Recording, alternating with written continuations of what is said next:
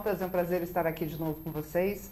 E hoje, estamos chegando no final do ano, então eu trouxe uma pessoa muito querida e que vai falar sobre um tema muito legal, que é investimentos, muito importante. E também, acho que até para me ajudar também, porque realmente não domino muito o tema, eu trouxe também, então, de um lado, a Aline Rabelo e de outro, Júnior Paura, e nós vamos falar de tecnologia, de TI.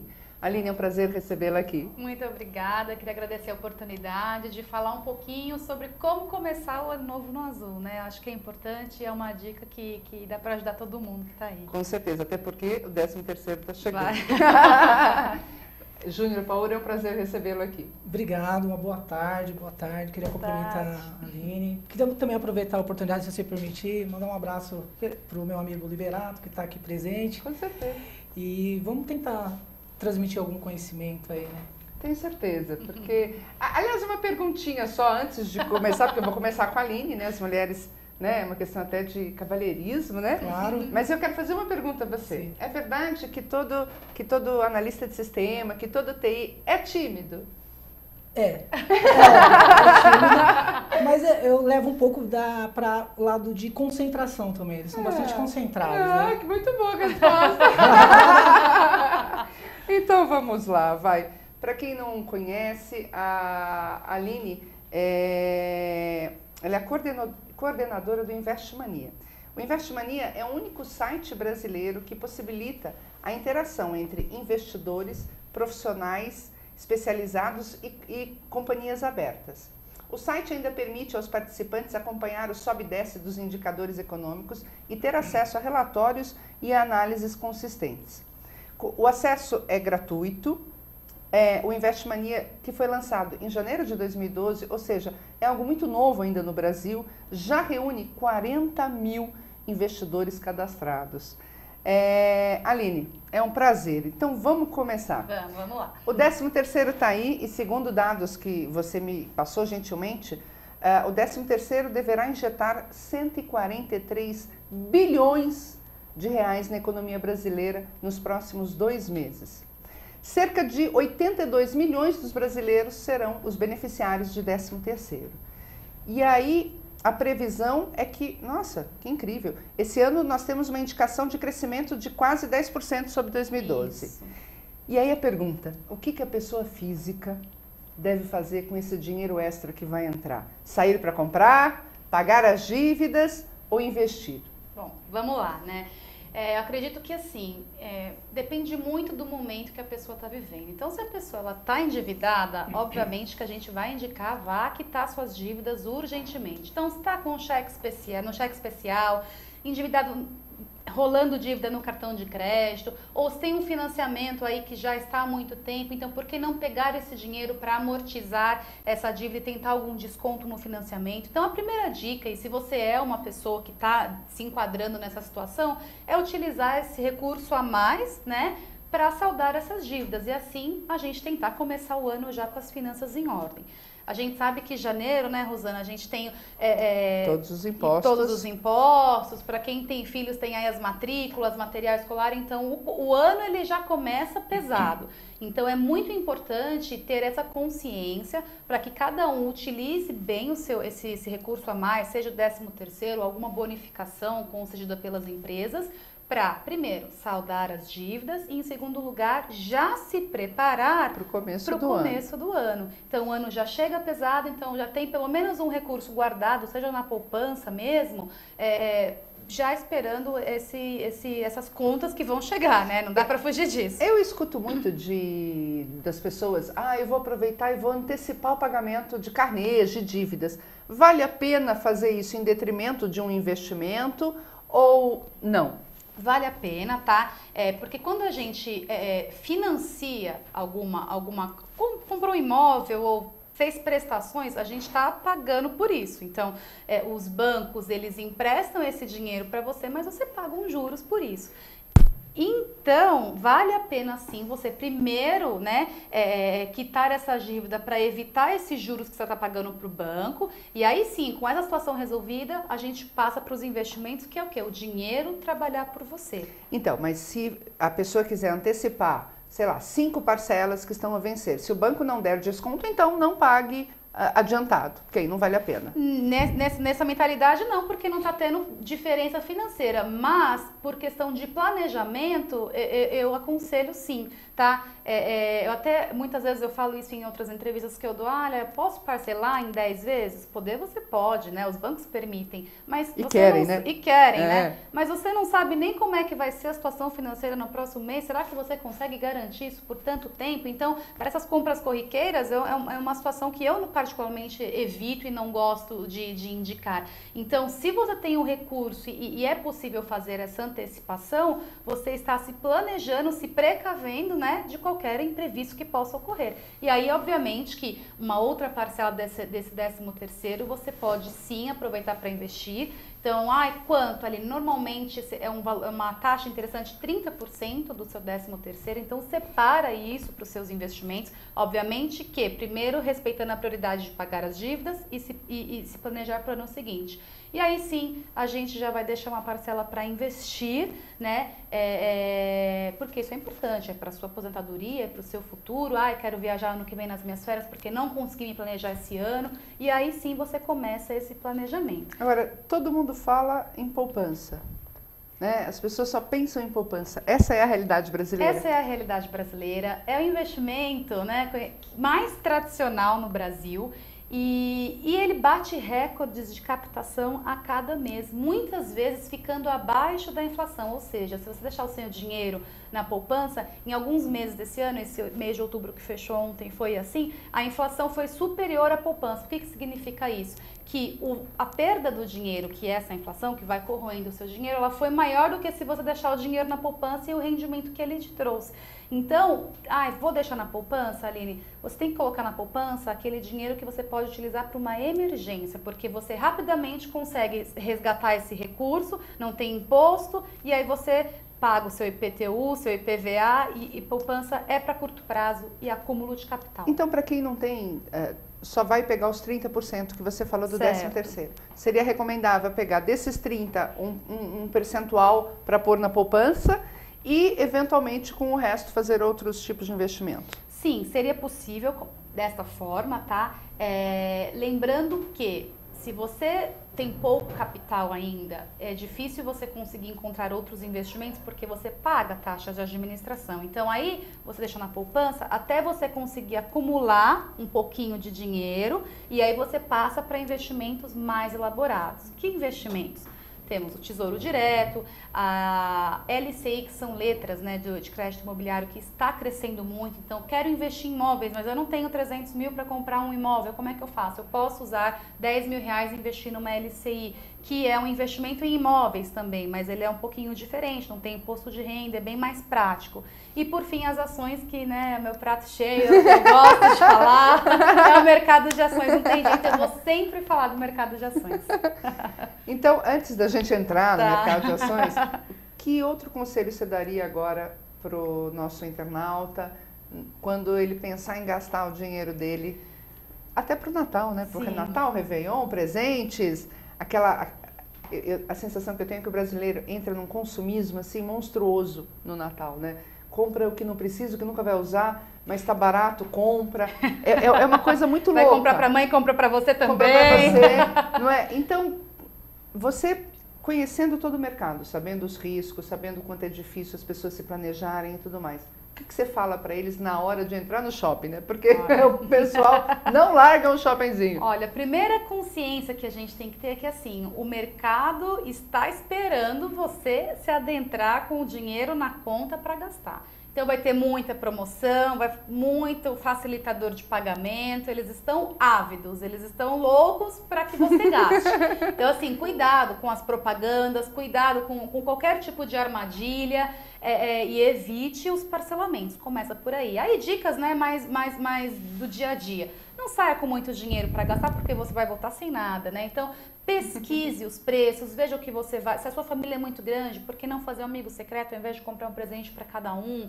Eu sempre falo, né? Eu sou a favor realmente de ter uma qualidade de vida. Então não é para você guardar todo o seu dinheiro e não sair para um bom restaurante ou coisa do tipo. Eu sou a favor da qualidade de vida, mas tem que se planejar. E agora no fim do ano é ter essa consciência. O que eu posso fazer? Vou pesquisar preço, o poder de barganha é do consumidor, então negocie, peça descontos. Se puder fazer o pagamento à vista, é importante porque você consegue negociar esses preços e por aí vai. Evitar parcelamentos, né, exagerados, cartão e cheque especial e cheque e por aí vai. Mas o importante é ter a razão nessa hora, né? Então é se conscientizar do que você vai gastar e colocar limites, né? E se for uma pessoa assim que, como eu, adoro viajar, entendeu? Pode ser para o interior do estado de São Paulo, pode ser para o Nordeste ou até para fora do Brasil. Neste momento que nós sabemos que o Brasil está vivendo uma crise, está camuflada, está escondida, mas a crise está aí, o que você recomenda? Primeiro lugar, planejamento. Essa é a palavra acho que eu mais falo em onde que eu vou. Planeje-se. Então pesquise os preços nas agências ou então nas companhias aéreas, no hotel que você vai ficar, pesquise, né? Planeje o quanto você vai gastar na viagem. Então nessa época as coisas ficam muito caras. Então se realmente você quer viajar nessa época, não dá para de repente viajar em fora temporada, baixa temporada, não, quero viajar nessa época. Então eu vou fazer pesquisas, verificar se a agência é de confiança. E dicas assim, poxa, vou levar meu cartão de crédito, a chance de você voltar das suas férias e ter um rombo na sua conta é muito grande, né? Então, leva o dinheiro e coloque na ponta do papel aquilo que você pretende gastar, porque isso ajuda na hora daquele impulso, né? Você tem que ter a exata noção daquilo que você pode gastar ou não. Então, por isso, tem que colocar no papel. E rapidinho, para quem vai para o exterior, é melhor aquele cartão de débito ou cartão de crédito? Olha, o cartão de crédito tem o IOF, né? E fora que você paga o câmbio, então como a gente está com volatilidade na taxa de câmbio, então foi a 2,50, 2,20, então você pode ter essa alteração de preço. O cartão você fecha o câmbio agora, que está em 2,23, se eu não me engano, a última cotação que eu vi. Então, relativamente é um valor inferior ao que a gente já alcançou nesse ano. Então, eu acredito que compense mais por conta do IOF que do cartão de crédito. Ok. Bom, então agora vamos entrar para as ações, né, Aline? Me fale das novidades do Investmania, como é que é? O Investmania, ele é um site para falar de investimentos. Olha, Aline, eu quero investir, Aline, não sei como começar, ou então eu já invisto, quero buscar mais informações, então tem o Investmania, que é um lugar onde você pode conversar com especialistas, então tem analista, tem pessoal de mercado, de corretora, de banco, ali falando para tirar as dúvidas, mas também o que é muito interessante, tem outros investidores, né? Então, às vezes, você não quer perguntar para o analista, não quer perguntar que tem medo da sua pergunta, né? Quem é aquele que levanta a mão na escola para perguntar? E aí você sempre tira dúvida com seu amigo. Então, lá é uma rede social para você falar com as pessoas sobre os seus investimentos e tirar as suas dúvidas sobre os investimentos. No Investmania, cerca de 70% das pessoas que participam gostam do mercado de ações, falam de ações e se aproveitam dessas altas e baixas para investir o seu dinheiro.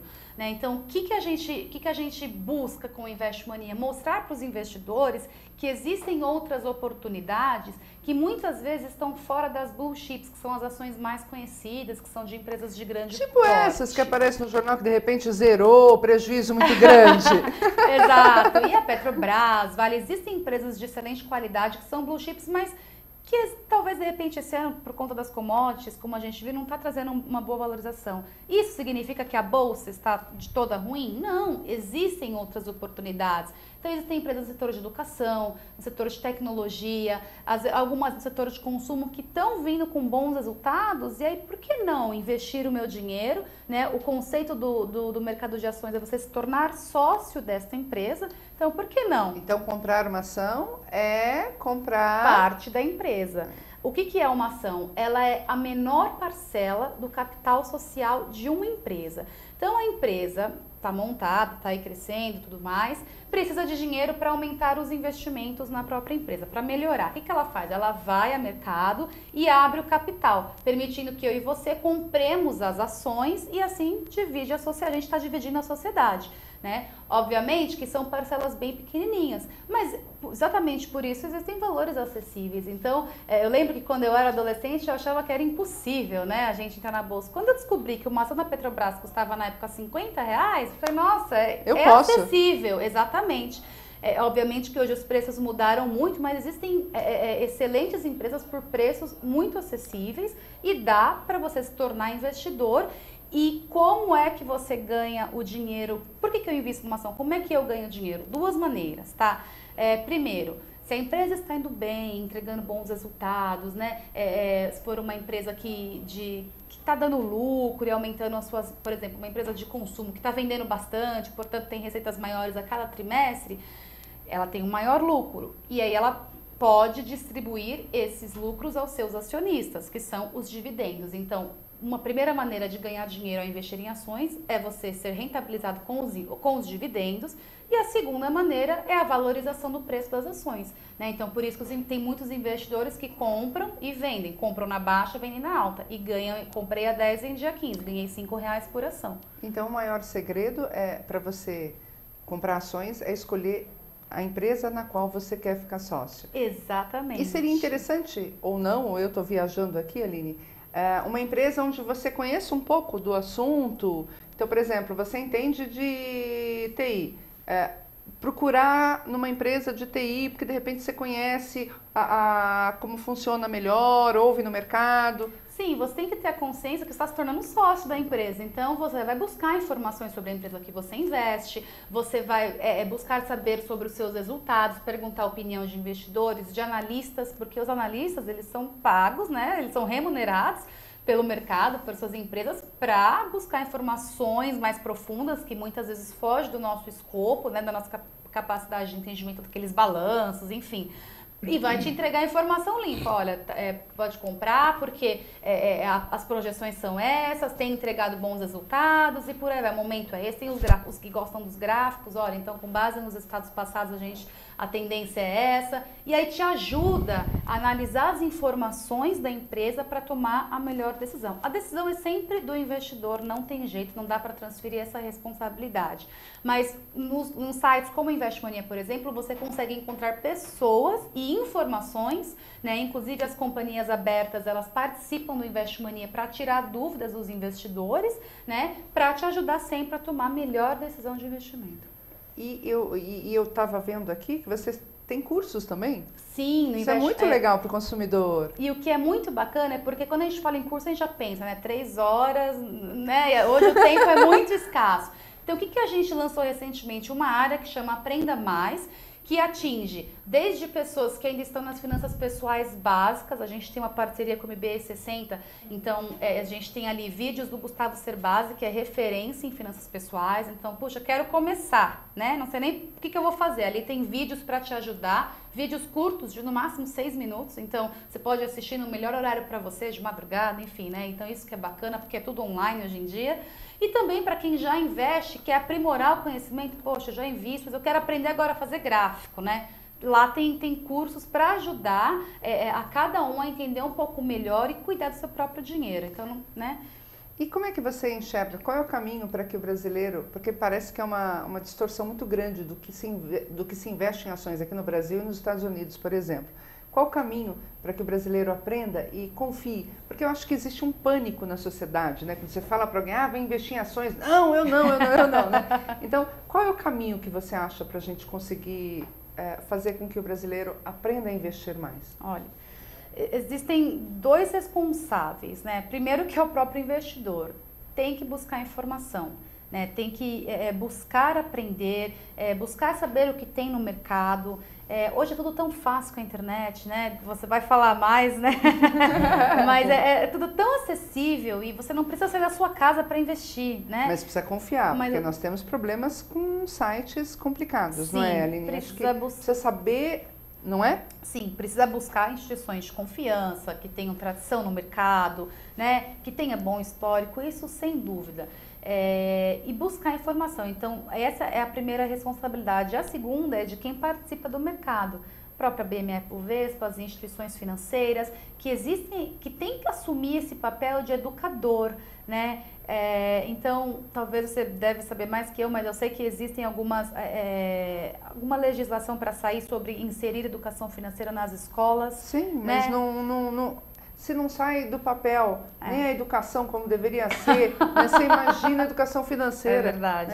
O Brasil ainda está engatinhando, Aline. Mas são caminhos, e quem são os participantes de mercado, que são as instituições financeiras, precisam assumir esse papel e educar a população, porque por muito tempo, principalmente falando de mercado de bolsa, as corretoras, né, que queriam ganhar dinheiro a qualquer custo, saíam fazendo operação sem ensinar aos seus clientes o que estava sendo feito. Com certeza, com certeza. Então, isso é um comportamento incorreto na minha visão, porque aí a pessoa perde dinheiro, nunca mais volta e para de investir e fica traumatizado, que é esse risco, né, que as pessoas têm medo. Mas existe essa necessidade da corretora, da instituição financeira, ensinar e mostrar o que está sendo feito, quais são os riscos, pegar na mão e ensinar, porque só assim você consegue fazer com que a pessoa saiba aquilo que ela está fazendo, né? Então, você me dá o dado de que nos Estados Unidos mais de 50% da população faz investimento no mercado financeiro e que no Brasil 3%, o que acaba batendo muito com o pessoal de uma renda diferenciada, não é? Agora, minha pergunta a pessoa quer começar, o mercado tem...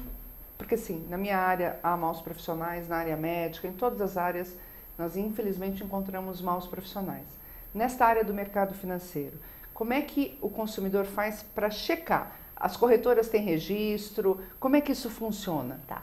Em primeiro lugar, né, todas as corretoras autorizadas, né, a fazerem negócios, você vai encontrar uma relação delas no site da BMF-Bovespa, né?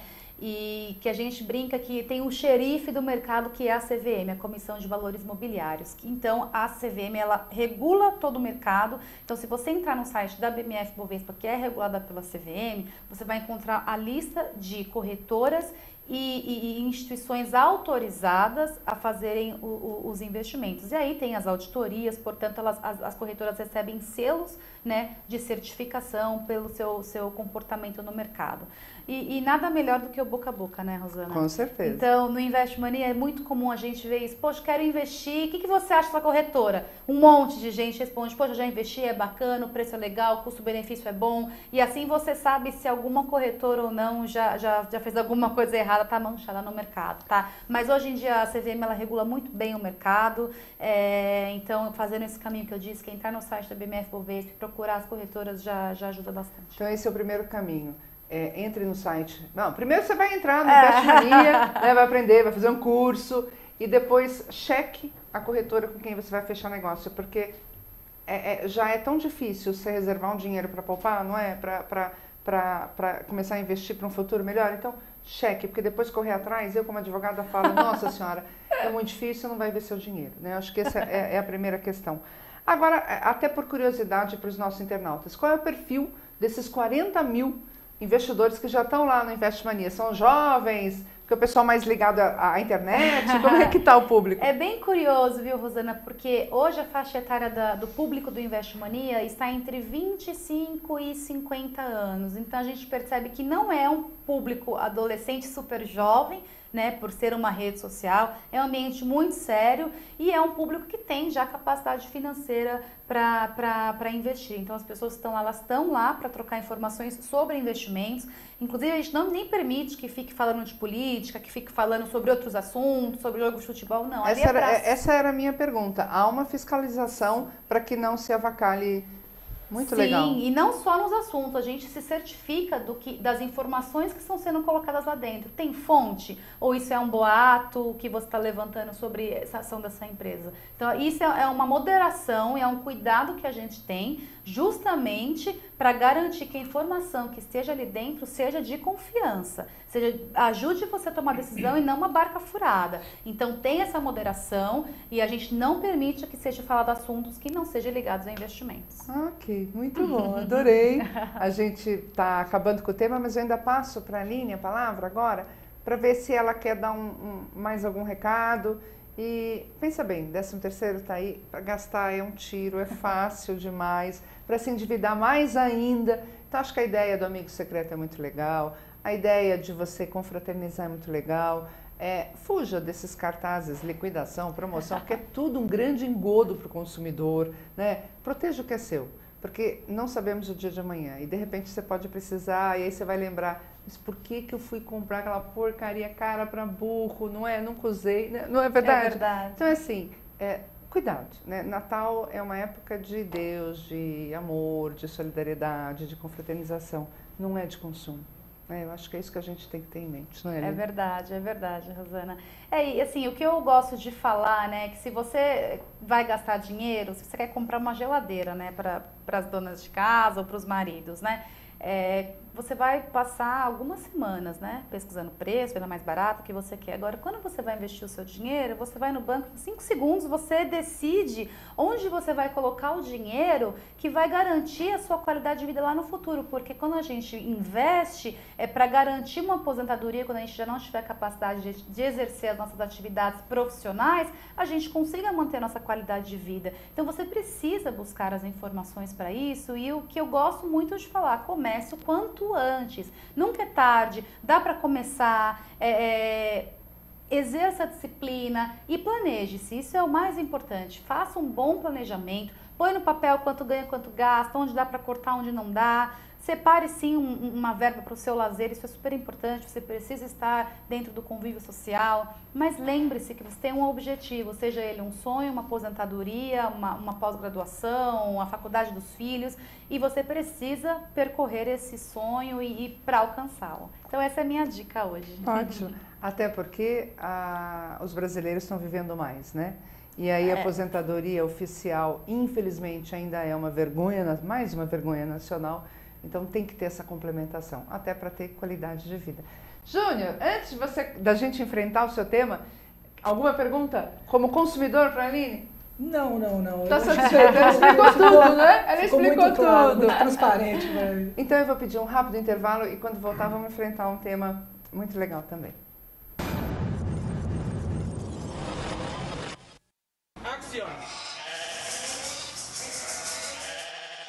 Essa é a primeira campanha para lançar a Itaipava Light. Então, a primeira coisa que a gente pensou, a gente falou, a gente tem que achar a maneira de comunicar a cerveja light. E a partir daí, depois de muito trabalho, muito brainstorming, muito pensamento, nós chegamos a um conceito bastante interessante que tem horas que você tem que ser light. Implica que há momentos que você precisa de uma escolha e precisa ser um pouquinho diferenciado da atitude que você normalmente toma em relação a muitas situações que você passa no dia a dia. E para alguns momentos, você precisa ser light. Reunião? Sábado? Claro. A partir desse conceito foram desenvolvidos 2 filmes. São filmes ousados. A gente decidiu por ter filmes realmente impactantes. A produtora que ficou a cargo dessas filmagens é uma produtora argentina chamada Revolution. E o diretor é o Luciano Urbani. Action. O filme do escritório, que a gente está chamando de filme de não, é uma locação, de fato é um escritório. Action. Foi bastante divertido você fazer uma bagunça no escritório, né? Dificilmente a gente pode fazer isso. Para dirigir todas essas cabras que estavam numa ideia bastante diferenciada, provocativa. E é isso que a gente vai mostrar nas nossas campanhas através de uma alegoria, dizendo que tem momentos que é melhor ser light. Jorge, muy buena, chicos. Claro, chefe. Olá, então recuperando só uma falha minha até, eu acabei de perguntar para a Aline qual que seria o razoável para você começar a investir no mercado de ações. E ela me respondeu de 3 a 5 mil reais. É isso. Mesmo. Então tá bom. Então agora eu vou passar para o Júnior. Júnior, e aí, só para os nossos internautas, eu fiz questão de fazer um negócio extremamente didático, porque é um tema que não me é muito afeto e que eu tenho muita curiosidade. Então a minha primeira pergunta para o Júnior é, o que é telecomunicações, Júnior? Bom, mais uma vez, boa tarde, internautas. Bom, telecomunicações, né? Telecomunicações, o tele vem do grego, né? E o comunicações vem do... É comunicare, vem do latim, né? E eu acho que até para começar legal esse assunto, a gente pode até voltar um pouco, ou até bastante então no tempo. Vai embora. E começar a falar da invenção do telefone, né? A gente... Até há uma divergência aí com relação a quem inventou, mas então, para dar o mérito para os dois, a gente pode falar de Alexander Graham Bell, né, que por volta de 1837, ele inventou o telefone, né? E temos o Antonio Meucci, que é um italiano, que ele teve um problema lá com a mulher dele, e estava doente, e ela ficava num quarto, e ele precisava ir para um escritório dele, lá um laboratório dele, e aí o que aconteceu? Ele precisava dar uma assistência para a mulher, e aí ele inventou um dispositivo que do quarto que a mulher estava, se comunicava com ele lá no escritório dele, no laboratório dele. Enfim, e aí a gente pode dar o crédito para os dois, porque aí todo mundo fica feliz. Como né? italiana, eu vou puxar pro italiano, né? Meu Paura já é italiano, então eu preciso falar disso. Pois bem, em 1887, Dom Pedro, nosso imperador, né, trouxe para o Brasil, para o Rio de Janeiro. E já há relatos que na época foram instaladas 4.000 linhas, né? Nossa senhora, isso? Para uma elite, né? Sim, com certeza. Para oligarquia. Para oligarquia. E a partir daí, na Europa também já era uma febre, até um dos motivos que o Dom Pedro trouxe, né, o Dom Pedro II. Em 1912 ele já havia mais de 4.000 linhas instaladas também no começo do século passado. No começo do século passado. E o que aconteceu? As empresas começaram a vir, né? As empresas europeias, tem uma sueca, eu não vou ficar citando nomes, né? Uma canadense. E aí começaram a se instalar no Brasil. Em 1950, o governo já começou a olhar isso, né? Falou, pô, e começou a querer organizar porque a qualidade, mesmo funcional, não era tão boa. Então tinha bastante ruído, tinha bastante eco, né? Então, você é jovem, a gente ficava esperando 3 horas uma ligação interurbana daqui para São José dos Campos. Pois é. Isso há pouco tempo, estou longe ainda desses anos 50. Ok. E aí o governo, 10 anos depois, já resolveu lançar uma empresa, né? E criou a Embratel. E a partir daí? Monopólio. Já houve, na verdade, eles já estavam com esse olhar. Sim. Né? E aí eles resolveram criar a Embratel, mas eles perceberam que a maior dificuldade daquela época era a comunicação com outros estados, porque se regionalizou as comunicações, né? Então não havia comunicação para um outro estado, para cidades distantes. Então ele falou, olha, Embratel, eu quero que você primeiramente coloque faça essa rede funcionar a longa distância. Né? E aí eles colocaram a Embratel com esse foco. Em 1970, já realmente o monopólio chegou. No auge da ditadura, né? Eles resolveram criar a Telebrás. E a Telebrás, ela veio também, além do monopólio, né, que realmente foi colocado, chamou e falou, pessoal, agora é comigo aqui, né? E aí eles começaram a ver que eles precisavam levar isso para o povo também, mesmo o governo da ditadura já tinha essa preocupação, né? E levaram isso para o povão. Em 1980, o Brasil já passava por um processo, já estavam querendo, né, sair da ditadura, enfim, e saiu. Em 1990 houve a privatização, e aí houve a abertura do capital externo, e aí mudou-se o cenário das telecomunicações. Você também, acho que não é dessa época, mas houve momentos nessas décadas que você falou, 80, 90, que um telefone custava mais caro que um carro. Sim, é até interessante falar que nessa época aí da ditadura, um telefone custava por volta de 10 mil dólares. E o custo e o tempo para ser instalado, isso era... ficava na fila esperando. Ficava na fila, e etc. Então, realmente foi caro já, foi demorado. E assim, não era bom, funcionava, mas né, comparado aos dias de hoje bem melhor. Mas enfim, E aí chegamos em hoje. Chegamos em hoje, né? Hoje a gente não consegue imaginar sem essas comunicações à distância, né? Que como é que você vai falar assistir uma Copa do Mundo no Japão, né? Imagina, como que seria a Copa do Mundo no Japão? Pois bem, fazer um telefonema para um ente querido. E aí, o que houve? A gente precisou levar isso para um teto de evolução onde fosse distribuído para todos nós, né? Então, para a população mais carente. Então, em 1990, o governo se preocupou realmente em fazer isso. Então, abriu, foram feitos vários investimentos e a qualidade melhorou bastante, né? E também houve uma preocupação com a convergência das tecnologias, porque nós temos aqui a rádio, né, que faz parte da comunicação, nós temos a televisão, nós temos hoje a internet, que inclusive esse canal, né, exatamente, sendo transmitido pela internet. Pois bem, então a telecomunicações, ela é nada mais que a espinha dorsal dessa infraestrutura de internet, né, porque por ela vão os meios e onde chega o sinal, a voz, o vídeo, em todo o planeta, né? Até fora, inclusive, né? Exatamente. Agora, e para tudo isso, sem eletricidade, não tem jeito, né? É verdade. Cabe falar, né, um pouco de eletricidade. O que é eletricidade, né? A eletricidade, na verdade, vou dar um pouco de conceito, que às vezes pode até se tornar meio chato, mas eu só vou dar uma passada muito rápida. Assim, passando.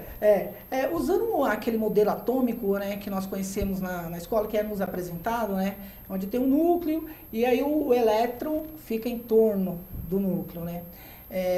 O que acontece? Quando há uma diferença no átomo de elétrons, se um átomo está carregado positivamente e o outro negativamente, o elétron, que está carregado positivamente, com mais carga, tende a passar para onde está negativamente. Essa migração, essa transferência, dá-se o nome de corrente elétrica, né? E a corrente elétrica é a base aí da eletricidade, né? Então tem outras propriedades, tem a tensão, enfim. Mas e nós temos também que lembrar como é que funciona, né? Como é que é gerada essa eletricidade. Hoje nós temos a energia eólica, né? As hidroelétricas, a atômica, que é muito polêmica, né, inclusive. Então, nós temos como ser gerado dessa forma. Inclusive, há outras formas de gerar também. O avião, quando ele está voando, ele provoca um atrito com o ar, né? E esse atrito, ele também ele causa eletricidade. Então, por exemplo, se o avião não tivesse como, ao tocar no chão, descarregasse aquela eletricidade contida nele, possivelmente quando nós tocássemos nele, nós levaríamos um choque. Um grande choque, né? Então hoje o avião é feito os pneus são feitos de um material que ele conduz a eletricidade, né? Então, basicamente, a eletricidade é isso. É a transferência de elétron de um átomo para o outro. Tá. E também acho que cabe até falar também de um componente que é muito usado, né, nas telecomunicações, que é o silício, né? Há vários, né? Mas ele é considerado um elemento semicondutor, né? Que inclusive ele está na tabela periódica, né? Nossa, lá, né? Quem gosta de química deve adorar isso, né? Ele é considerado um material semicondutor e o que acontece? Ele é muito utilizado nas telecomunicações e também na informática, né? Porque vamos imaginar um caroço de feijão, né? E aí os cientistas fazendo vários testes, né? Descobriu que por ele ser um material semicondutor, uma hora ele deixa passar a corrente elétrica, aquele elétron que sai de um átomo para o outro, ele deixa passar, e outra hora não. Isso dependendo de alguns estados que ele se encontra, dependendo de uma coisa chamada diferença de potencial, né? Que é justamente a carga positiva e negativa do elétron, do átomo. Então, o que acontece? Quando você aplica uma tensão na base de um silício, imagina que você tem um carocinho de feijão, você colocou uma perninha, vamos chamar de terminal, né? Tá, para ficar mais bonitinho. Tá. Você coloca um terminal e aplica uma tensão elétrica, uma força elétrica, uma diferença de potencial nele. Eles observaram que uma hora ele, na outra ponta lá, na outra ponta do terminal, uma hora ele deixa passar e outra não. Aí falou, pô, legal isso, né? O que a gente pode fazer mais? Vamos fazer o seguinte, vamos colocar 2 perninhas, né, 2 terminais, e vamos uma hora aplicar uma tensão, né, uma carga elétrica numa perna, e na outra não. Mas para isso, vamos manipular quimicamente esse componente, né? Porque ele é abundante no nosso planeta. Abundante e barato, né? Não é diferente do ouro, né? E eles observaram que eles tinham controle da saída lá. Então, eles poderiam controlar, uma hora tinha corrente elétrica na saída, a outra não. Com isso, eles conseguiram fazer nascer o bit, o famoso bit, né? Que também é um conjunto de 8 que forma um byte. Certo. Que é uma linguagem que os computadores já usam, né? Sim, sim. E aí, não contente, né? Eles falaram, pô, vamos mexer mais um pouco. Aí eles pegaram esse componente, aí fizeram esse transistor, que é o nome técnico que se dá para ele. Quando você coloca 2 perninhas num terminal, e na outra tem uma saída só, e fizeram um microprocessador. Pegaram, colocaram vários transistores, né? Que na verdade com base no silício, né? E cada saída, cada terminalzinho, eles têm uma saída, tem 1 ou 0. E aí a telecomunicações usa muito isso, né? Na verdade é a alma deles, né? E aí a partir daí já começaram, né, a ser feitos testes para transmissão de dados usando essa tecnologia de computador. Então, mas aí você colocou assim, que nós temos então telecomunicações, temos a eletricidade, temos o silício. Tudo isso é o que se fala de TI? Na verdade, nós utilizamos isso, né? Porque TI, na verdade, há vários conceitos de TI, ainda não está bem definido isso. Mas TI, na verdade, você consegue conceituar ele como você produz, agrupa, transmite informações, entendeu? E aí, só que você consegue manipular essas informações para um objetivo comum. Um objetivo que você quer. Bom ou não, né? Bom ou não, né? Uhum. Aí você consegue fazer... E aí TI, na verdade, é o pessoal que programa, que se preocupa com o computador, que desenvolve mesmo. Tem a parte do TI que também é responsável por cuidar do hardware.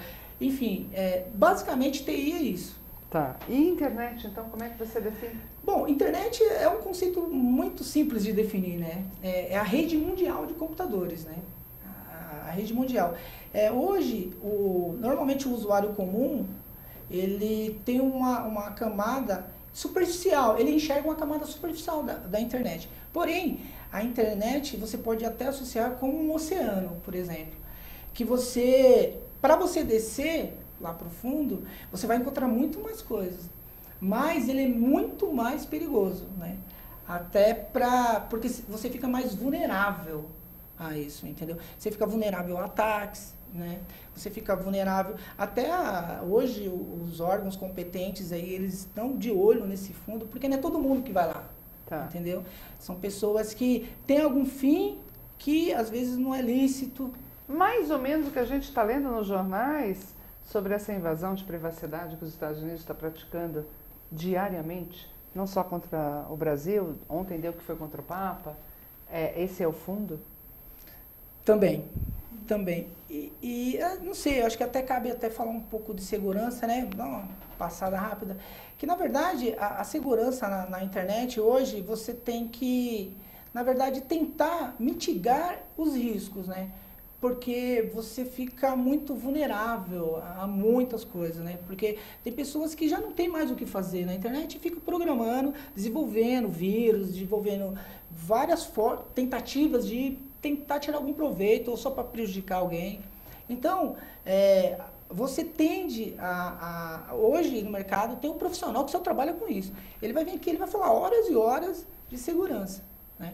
Então, mas na verdade não tem que ter como você se proteger. Tem como você mitigar, tentar deixar ele o mínimo possível.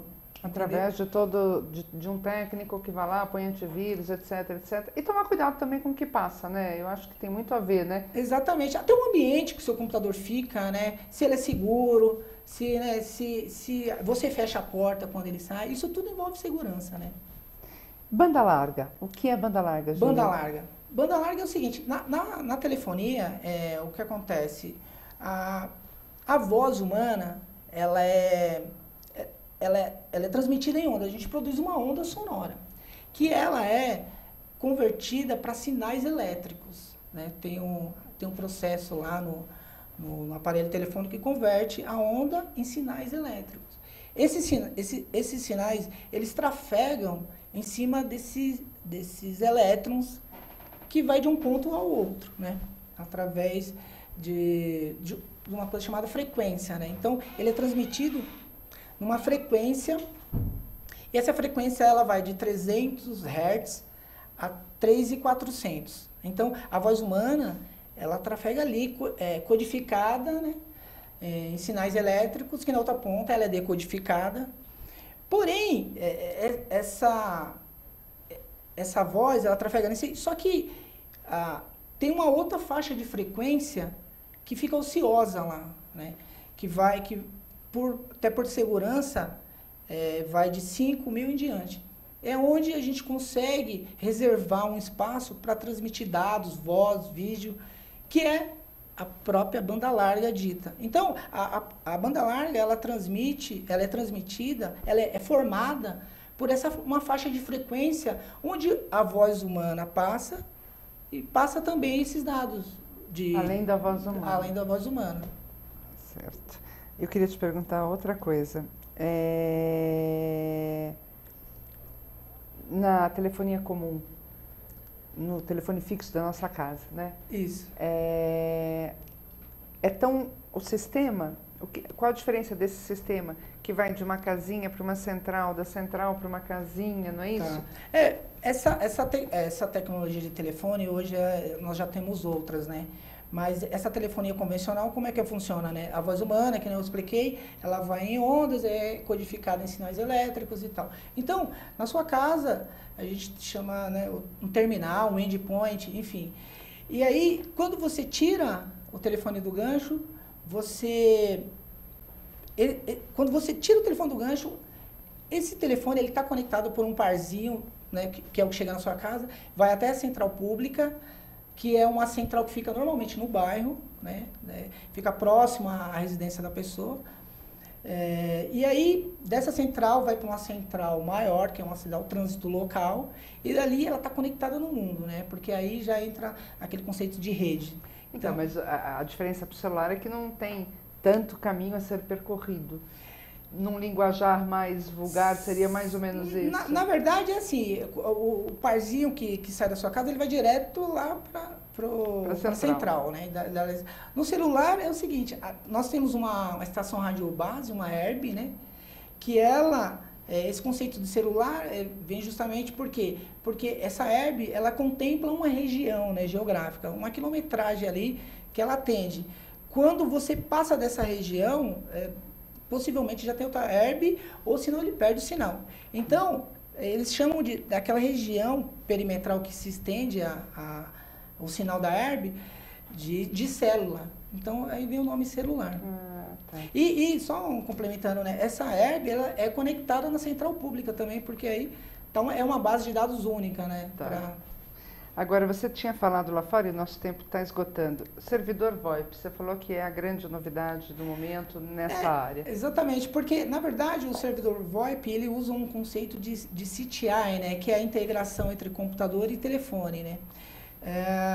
Ele, na verdade, é a fusão das telecomunicações com a TI. Por quê? Porque você precisa programar, você precisa desenvolver um código, um algoritmo, para com que manipule esses bits, que a telefonia convencional é convertida em bits para o VoIP, e ele põe isso numa rede de dados, entendeu? E aí você consegue transmitir isso com mais qualidade e com mais recursos, digamos.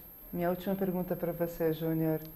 Qual é o futuro disso tudo que está posto aí, né? Lembrando que quando meus filhos eram pequenos, passavam um fax, eles falavam, mas mãe, como é que é isso? As letrinhas saem andando e vai sair do outro lado, né? Porque é um mundo ainda a ser desvendado.